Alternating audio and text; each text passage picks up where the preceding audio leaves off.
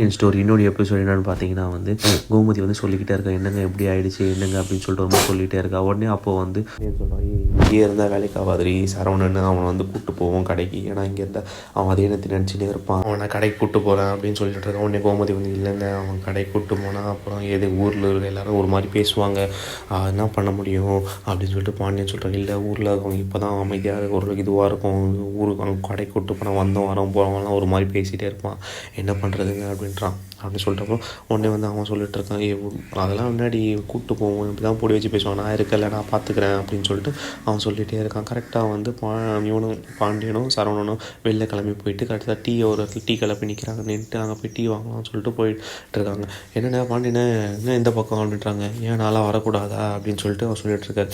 இல்லைண்ணே நடந்த விஷயத்துக்கு நீங்கன்னா வீட்டை விட்டு வெளியே வர மாட்டீங்களே, எப்படி இப்படிலாம் வரீங்க அப்படின்னு சொல்லிட்டு சொன்னோடனே உடனே ஒரு மாதிரி இதுன்னா ஏன்னா ஒரு அந்த பொண்ணு என்னை கல்யாணம் பண்ண ஏன்னா வீட்டை விட்டு வெளில இருக்கு அப்படின்னு என்ன பிரச்சனை அப்படின்னு சொல்லிட்டு இருக்காங்க. உடனே சரவணன் வந்து அப்படி தாக்குன்னு வெளில வந்துட்டான்.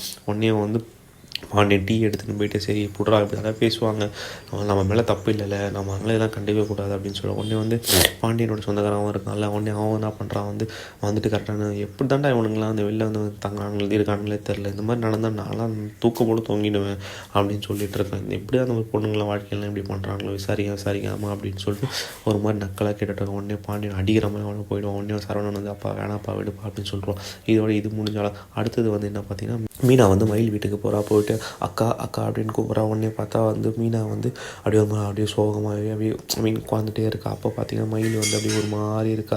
உடனே வந்து மீனா கிட்டே போயிட்டு அக்கா அப்படின்னு வா மீனா நீ வந்து ரொம்ப சந்தோஷம் மீனா அப்படின்ற மாதிரி சொல்லிட்டு இருக்கா. உடனே அவங்க அம்மா அப்பாலாம் நீயாச்சும் வந்து அம்மா பார்க்குறதுக்கு அப்படின்றாங்க. உடனே வந்து மயில் சொல்லிட்டு இருக்கா, மாமா இது மாதிரி எதுவும் பண்ண மாட்டாங்களா, மாமா டிவோர்ஸ்லாம் பண்ண மாட்டாங்க, எப்படி இருக்காங்க அப்படி இப்படின்னு கேட்குறா. உடனே அவங்க அம்மாவும் சொல்லிட்டு இருக்காங்க, இப்போ கூட பார்த்து கழுத்து பூச்சி உள்ளதெல்லாம் கூட அந்த குடும்பத்தை பற்றி நினச்சிட்டு இருக்கா பாரு அப்படின்னு சொல்லிட்டு இருக்காங்க. உடனே வந்து மாமா டிவோர்ஸ்லாம் கொடுக்க மாட்டல, யாரும் அவங்க டிவோர்ஸ்லாம் கேட்கல அப்படின்றாங்க. அதெல்லாம் ஒன்றும் இல்லைக்கா, அவ்வளோ சீக்கிரத்தில் எப்படிக்கா எடுக்கலாம் கொடுக்க விடுவாங்க, அதெல்லாம் இது பண்ணாதீங்க, அதெல்லாம் எதுவும் கிடைக்காது, எவ்வளோ டிவோர்ஸ்னால் அவ்வளோ பெரிய விஷயம், உடனே எல்லாம் டக்குன்னு கொடுக்க முடியாது அப்படின்னு சொல்லிட்டு இருக்கா. நீங்கள் ஃபஸ்ட்டு கொஞ்சம் நாளைக்கு அமைதியாக இருங்க, நீங்கள் பொறுமையாக இருந்தால் தான் நல்லது, ஏன்னா அவங்க எல்லாம் காயப்பட்டிருக்காங்க உடனே சொல்லிட்டாங்க. நாங்கள் என்னங்க பண்ணோம், நாங்கள் ஒரு சின்ன பொய் தானே சொன்னோம் சொல்லிட்டு மயிலோட அம்மா அப்பாலாம் சொல்லிட்டு இருக்காங்க. நீங்கள் பொய் சொன்ன தப்பில்லை, அதை நீங்கள் மறைச்சிங்க பார்த்தீங்களா, அதுதான் பெரிய தப்பு. நீங்கள் உண்மையை சொல்லியிருந்தீங்கன்னா ஒரு பிரச்சனையும் கிடையாது, நீங்கள் சொல்லாமல் இது பண்ணால்தான் இவ்வளோ பெரிய பிரச்சனை வந்தது, நீங்கள் சொல்லி இது பண்ணியிருந்தீங்கன்னா இங்கே பிரச்சனையே கிடையாது. சரி மயிலக்கா நான் வேணால் ஃபோன் பண்ணி பேசிட்டு அவர்கிட்ட, அக்கா நீங்கள் கொஞ்சம் நாளைக்கு கொஞ்சம் ஆற போடுங்க இந்த விஷயத்தை, இந்த காயம் ஆறணும், அதுக்கப்புறம் என்ன நடக்குது நம்ம பார்த்துக்கலாம்.